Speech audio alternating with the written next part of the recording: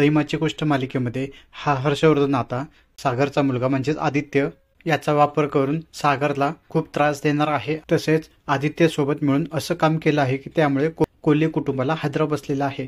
तर प्रेक्षकांनो, येणाऱ्या भागामध्ये सागरला आदित्यचा फोन येतो की पप्पा मला तुमच्याशी बोलायचंय, तुम्ही इकडे या.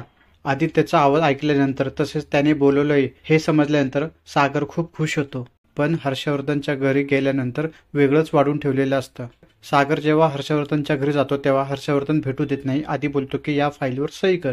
यानंतर ती फाईल घेऊन सागर तसाच आदित्यला भेटायला त्याच्या बेडरूम मध्ये जातो. आदित्यशी बोलण्यासाठी त्याची तळमळ चालू असते, परंतु आतमध्ये आल्यानंतर आदित्य हा खूप उर्मट दाखवलेला आहे. त्याला सागरविषयी काहीच प्रेम नाहीये. त्याने फक्त स्वतःच्या मतलबासाठी त्याला बोलवलेलं असतं. सागर खूप प्रेमाने त्याच्याशी बोलायचा प्रयत्न करतो, परंतु आदित्य सांगतो की मी तुम्हाला माझ्या खूप महत्त्वाच्या कामासाठी इकडे बोलवलेलं आहे, ते काम करा आणि जा. पण सागर हा खूप प्रेमाने त्याच्याशी बोलत असतो, परंतु आदित्यला त्याचं काहीच पडलेलं नसतं.